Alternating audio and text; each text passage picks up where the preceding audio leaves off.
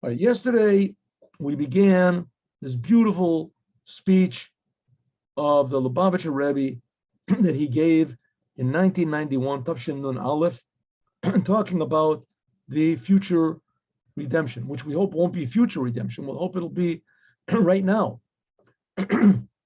immediately. What's going to happen when Mashiach comes? What's Mashiach going to do? What's the whole purpose? Well, first of all, there's going to be a lot of steps. There's the Rambam, the Maimonides, he talks about it. But Mashiach mainly is going to be a person that's going to return the Jews back to Torah and the commandments. That's the main thing. Mashiach is going to be a person that's going to return the Jews back to the Torah and its commandments. We have no idea what an amazing blessing, what tremendous power there is when the Jewish people learn the Torah and do the commandments. It brings blessing into the world. It brings meaning into the world. It brings godliness into the world, holiness into the world. But the main emphasis over here is the world. It makes the world holy. That's why God created the world. He wants us to make the world holy. When Jews do the Torah and the commandments, then this sets the world in proper action. It's like giving a, what do you want to call it, nourishment, proper food. Taking a person that's really sick, he hasn't eaten for years, for 2,000 years, he hasn't eaten properly, and you give him a little bit of food, and a little bit of drink, and this, and clothes, you put clothes on, that's the Torah. The Torah is food, bread and water. The commandments are like garments, like a house, like this. It enlivens the whole entire world. That's what the Torah and the commandments do. That's what Mashiach will do. Torah and commandments. In addition, it says Mashiach will fight the battles of Judaism, anything that prevents or discourages Jews from doing the commandments and learning the Torah. They'll fight against this and they'll strengthen Judaism wherever it is. And eventually, because the Jews will start doing the Torah and they'll do the commandments, and then there'll be big changes in the world.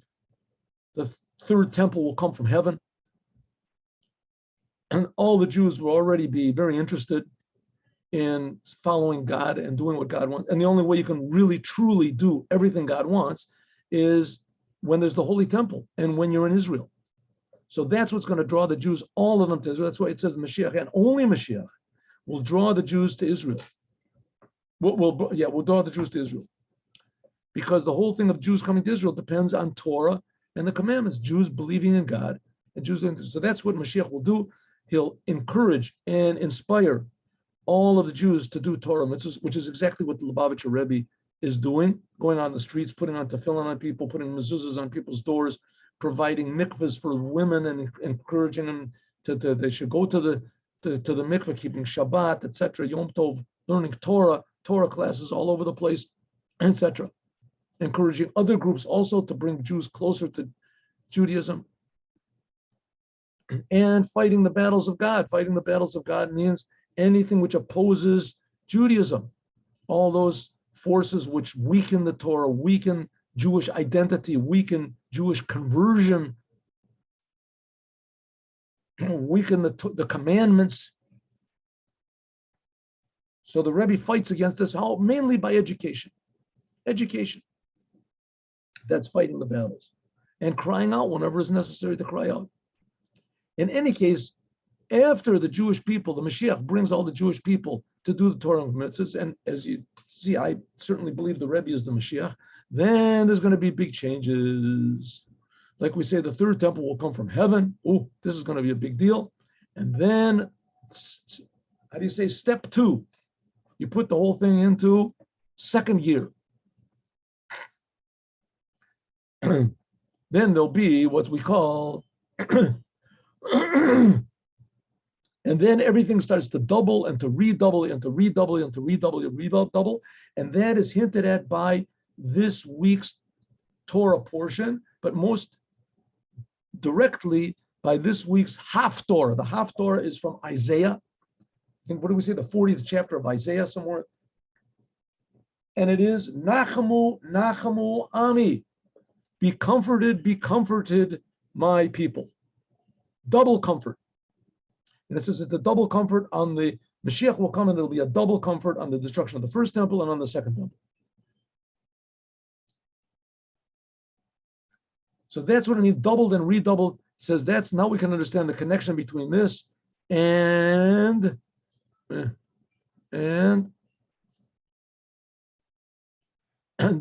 doubling and redoubling. This is relevant to the future redemption.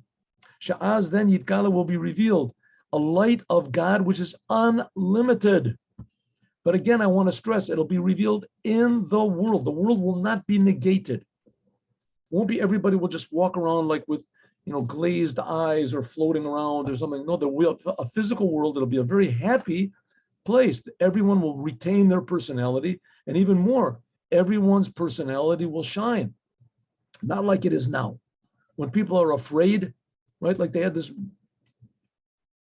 I'm sorry to talk about this, but I just was very affected by this thing of the masks, putting on the mask. I mean, I never put on a mask one day, and not 1 minute, except when they yelled at me to go to the store. You put on a mask, half of your personality is gone. You can't see everybody's face.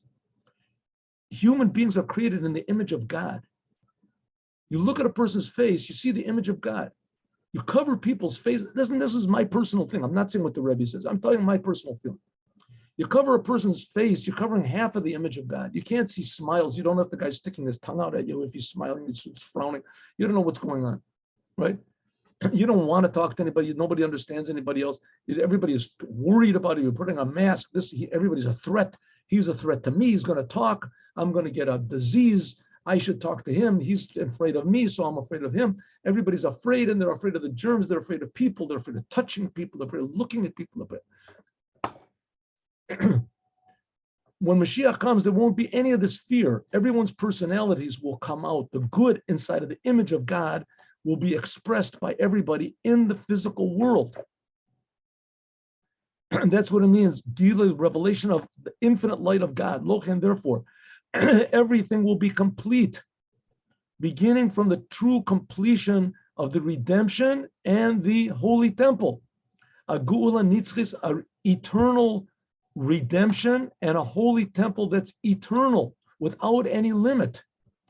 Not like the first temple and the second temple, that they both had limits to them. They had a limit of time.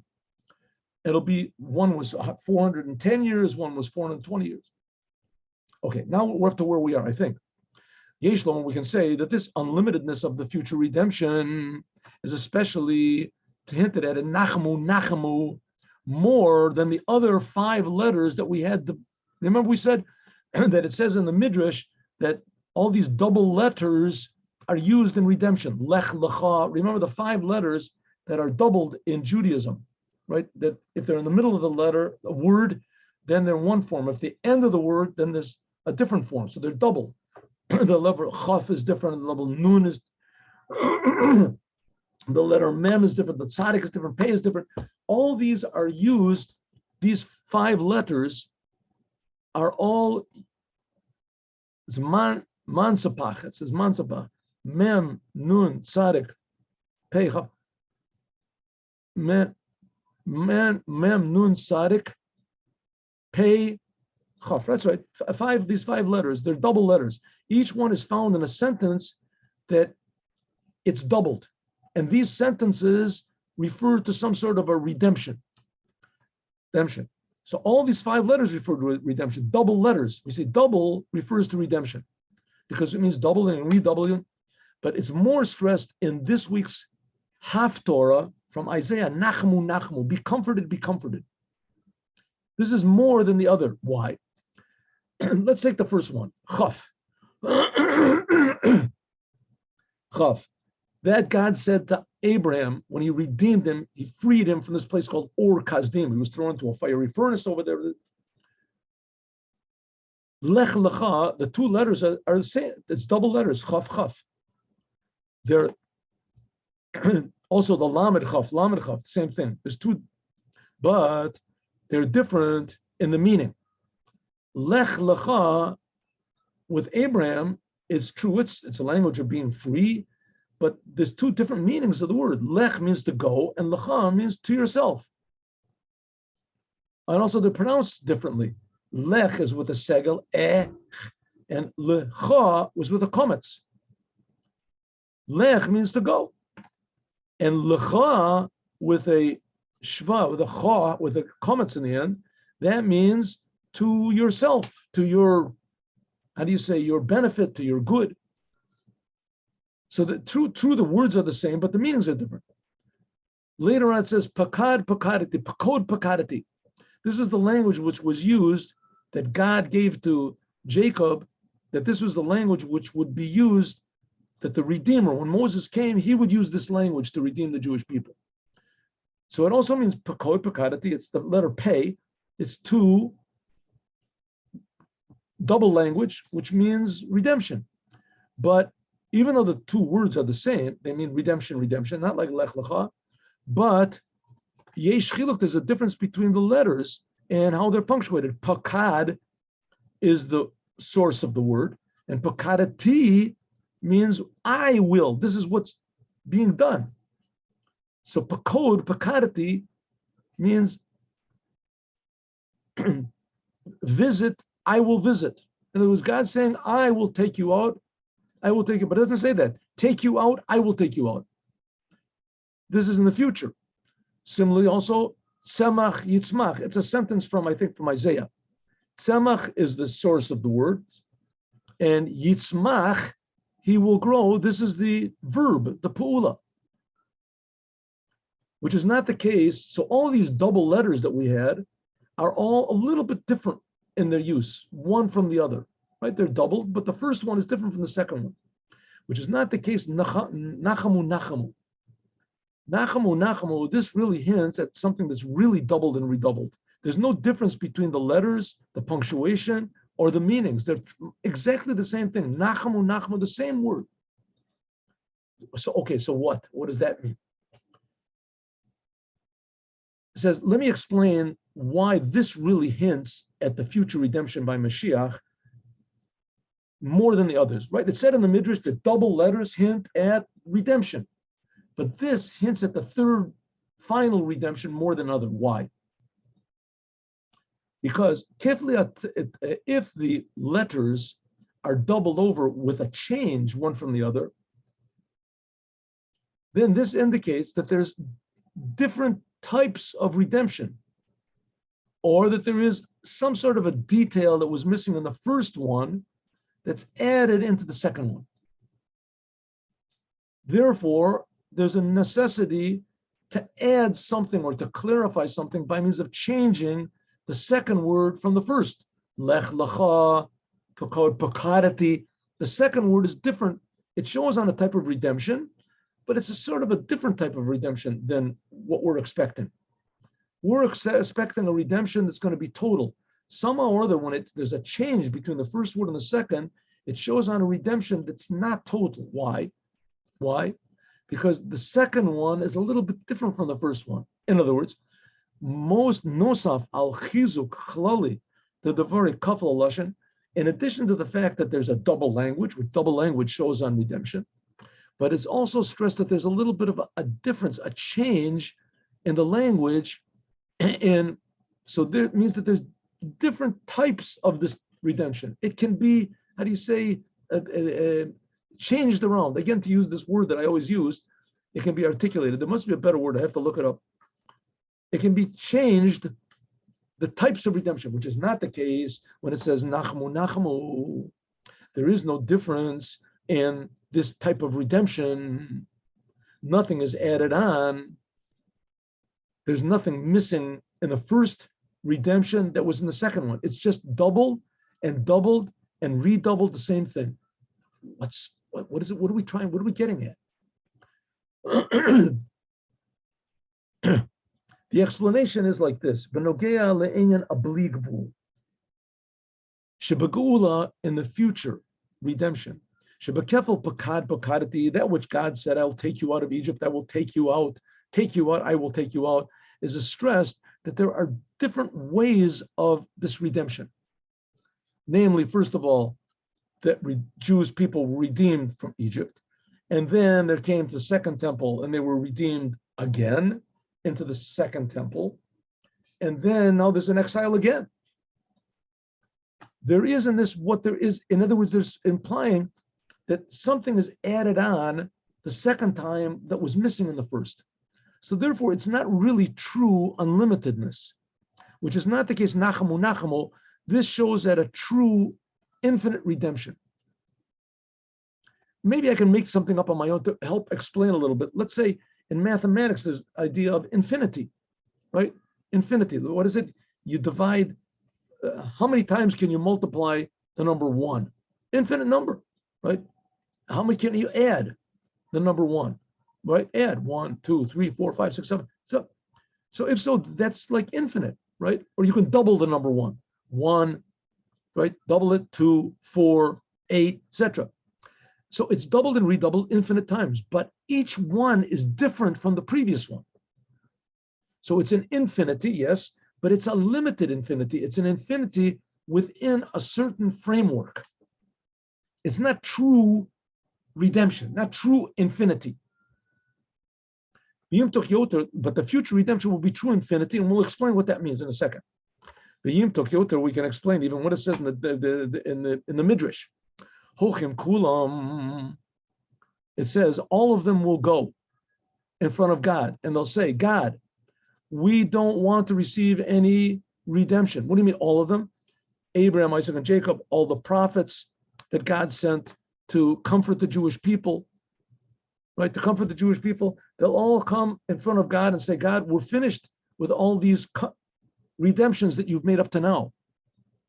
Like it says, Ani Seora Lo Nuchama. That was that we spoke about in the 3 weeks of Peronius, the 3 bad weeks we just finished. It says we are, a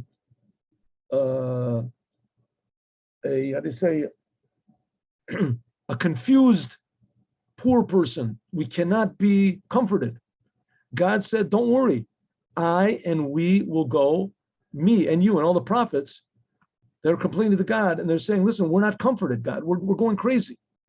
God says to them, don't worry about it. Me and you will all go together and we'll comfort the Jewish people. I won't send you anymore. I'll come along with you. That's what it says. Nachamu, nachamu. They will comfort. Nachamu. They will be comforted. They will be comforted, my people.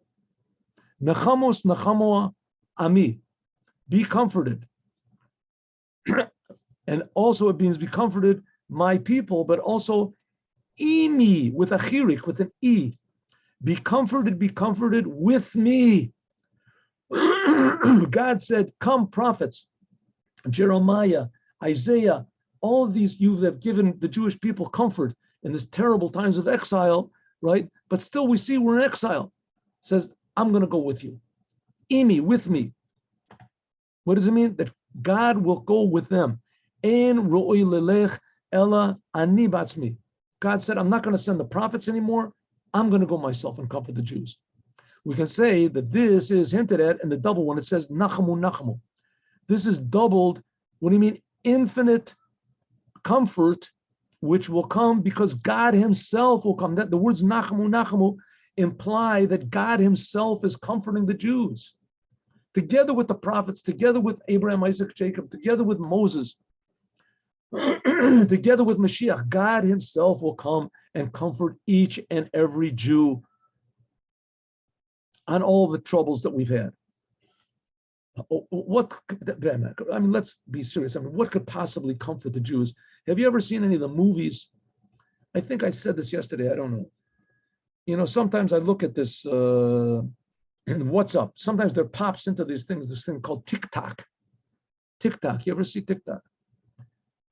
And so once in a while, there's something that's really not nice. I guess if you don't look at the things that are not nice, then they stop sending you the bad things. Okay. Anyway, so I look. And I personally, I try to get out of this TikTok thing as fast as possible. I have a new machine, so I bought a new this. So anyway, once in a while, there flashes up little scenes from this movie, which was called, what was the movie called? It was called the Schindler's List, right? And the guy who made it, he was really a very big expert in knowing how to catch the attention of people on this. And you just see little smidges. Usually, I personally, I mean, I know this is not a thing about me, but the program, this class is not about me. But I don't like stories, the Holocaust and that stuff. I don't think people learn anything from the Holocaust personally, and that's what I think. If we really believed in the Holocaust, we wouldn't believe we can make peace with the Palestinians, and they have the same goal as the Nazis. But forget about that. Anyway, the thing shakes me up. So once in a while, so you get this little smidget, this thing of like 5 seconds long, where this Nazi commander is saying, he's just walking up to some guy that's standing in line. These poor Jews are standing there and they're all cold in there, and he just pulls out a gun, shoots the guy in the head, for no reason. So I see this, it just shocks me, Okay, now this happened, 6 million times. You want to say 6 million people weren't killed in the Holocaust? It happened 1 million times. It happened one time. It doesn't make any difference. How can you be comforted for a thing like that? How can there be any possible, conceivable comfort for a thing like that? How can it possibly be? Can't be. It says there will be. God is going to comfort the Jews, not just for one, not just for 6 million, for all of the troubles that the Jewish people have had, all the mistakes the Jewish people have made because of these troubles. What do you want from the Jews? Right? A Jew's supposed to keep Torah and to do the commandments. Why? What do they get out of it? They get Schindler's List. What do they get? It'll all be comforted. How is this going to be? I don't know. But it's going to be doubled and redoubled by God himself. Ubapirushim, the nacham ubakiflaim, that's what it means, doubled and redoubled. Shekefel and necham is by means of the comforting the Jews for the first temple and for the second temple, like we said before. So tzarich liyavin, we have to understand, since this comforting that God is going to comfort us is not just that God is going to say, okay, here's a big prize, it was worthwhile, you get the temple, but it's going to be that the temple will be rebuilt. So if so, what do we care that this is, it'll be a third temple. What do we have to have a comfort for the first temple and the second temple? We'll have a third temple. What difference does it make? The explanation is like this, that the first temple and the second temple, these are two different levels of redemption of a holy temple. Each one had something that the other one didn't have. The first temple, this was revealing godliness, pure godliness from above. That was a revelation of godliness, which was the highest then in the second temple, a level of godliness. Because in the second temple, it says that we're missing 5 things. It says that the tablets weren't there in a revealed way, and that the breastplate, and said, especially the ark, it says that the place where the Shekhinah was hidden. It says it was hidden down deep, whatever, but it wasn't in its rightful place. But that was what's good about the first temple. The second temple, though, it was bigger in the world. It was big, it was larger, and also it was longer. It was 10 years longer, which 10 years of infinite godliness in the world is a big thing. That's what it means, nachamu, that we would be comforted and double. That on the first temple and the second temple, that the third temple will be also not just a third temple, it'll be a triple temple. It'll have all of the good things of the first temple and of the second temple, but it'll be in a complete, total, wholesome way, a revelation of God, which will be higher than the first temple, and it'll be set into the world even more than the second temple. In other words, it will join these two together. Nothing will be missing. Since these two ways of comfort for the first temple and the second temple are hinted at the double, nachamu, doubled and redoubled godliness in these two words, which are exactly equal. So this is the thing of infinity, but true infinity, not mathematical infinity, not spiritual infinity, not conceptual infinity. This will be true infinity. It won't be limited to anything, not be limited to spiritual, not be limited to mathematics, not limited to concept, true infinity. So we can say Shagam kefel anachama al bayis rishon, that which God will double us and redouble the comfort on the first temple and on the second temple will be in a way that will be truly infinite. Namely, that all the things which are in the third temple will be unlimited. And because there will be no limitation whatsoever, so therefore it will have the completion of both of the ways that there were, whether the revelation of God from above or whether the spreading out of God in the physical world, each one will be unlimited.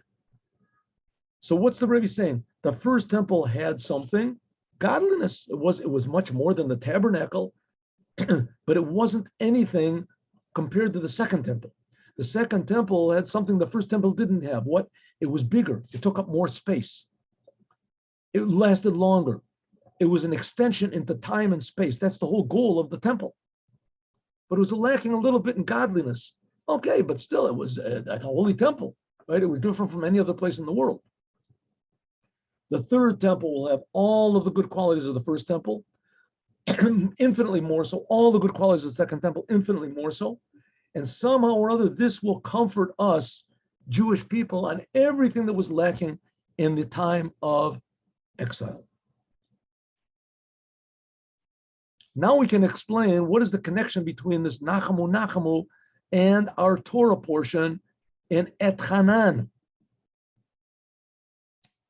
One of the things of the Parsha of Et Hanan, and we're going to stop in just a minute, is that there's also a doubling in Parshat Et Hanan. What's double? What's double? The 10 Commandments. The 10 Commandments are repeated. The 10 Commandments appear in the book of Exodus. When God gave them on Mount Sinai, it tells exactly what happened, what the 10 Commandments were. It's an exact quote, right? You go into any synagogue, and if you see on the list, the 10 Commandments is quoted, right? I am God. Don't worship other gods. Don't take my name in vain. Keep Shabbat. Honor your parents, etc. Don't kill. Don't do adultery. Don't steal. In this week's Torah portion, it repeats it. It repeats the 10 Commandments again. Hakefel, the repetition of the 10 Commandments. All right, Moses here in this week's Torah portion, in the whole book of Deuteronomy, it's just a repetition of what happened in the desert, even though Moses adds a lot of new commandments. Sha'av she'ne'amru b'Parshat Yitro, even though it was said in Parshat Yitro, and it's repeated and doubled over, and it's repeated and doubled over in Et Hanan. All of the details of the 10 Commandments. This is kefel. It's a double, redoubled. The fact of the matter is we'll see that it's not exactly doubled, and we'll see why, and we'll see what this means. God willing, stay tuned in tomorrow. God willing, tomorrow we'll continue this amazing insight into what is reality, what is the Jewish people, and what Moshiach is going to do. Now let's just do the Yom Yom.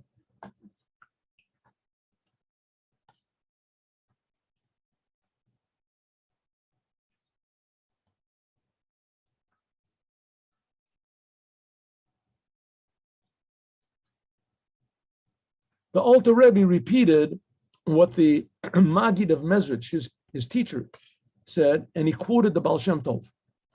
Loving your fellow as yourself, ve'ahavta l'recha kamocha, love your fellow as yourself, that sentence, that commandment, is just a branch, it's an interpretation.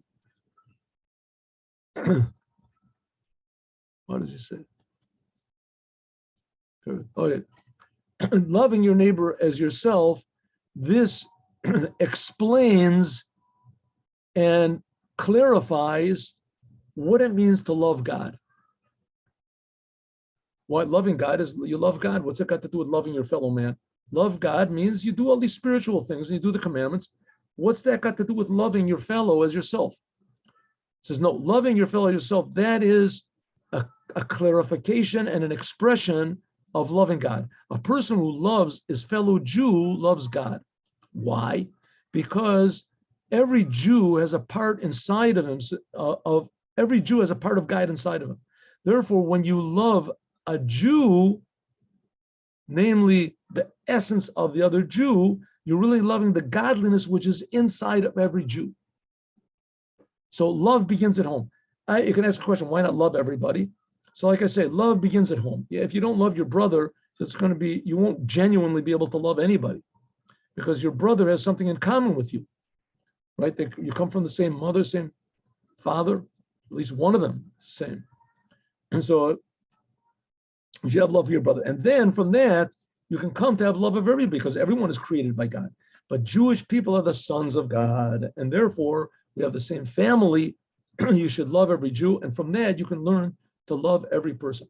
In a way of a joke, they say, listen, if you can love every Jew, then you can love everybody, anybody, because it's not easy to love other Jews. To love other people, non-Jews, of course, I never saw the guy before in my life. I love him. He's my best friend. But to see your next door neighbor, the guy who's taking your place and davening or pushes you out of the way in the lunchroom or something like that, that's already not so easy. Your next door neighbor that drives over your lawn, not such an easy thing to love. But if you love every Jew, but here the Rebbe is saying, that was a joke. The Rebbe is saying, I hope, the Rebbe is saying in a serious way, every Jew is the son of God. To see the godliness in every Jew is the point of the Torah. What's interfering? Our egotism, our own value system makes us hard to love something in others that we get nothing out of. I have nothing in me for it. I don't get anything out of it. Why should I love the other guy? That's the impediment to loving every Jew. This is the impetus to loving every Jew. Every Jew has a spark of God inside. Look for that spark. If you can't find it, at least believe it's there. Love every Jew because of that spark. Have a good day. God willing, 3:00, we'll learn Chumash and Pirkei Avot.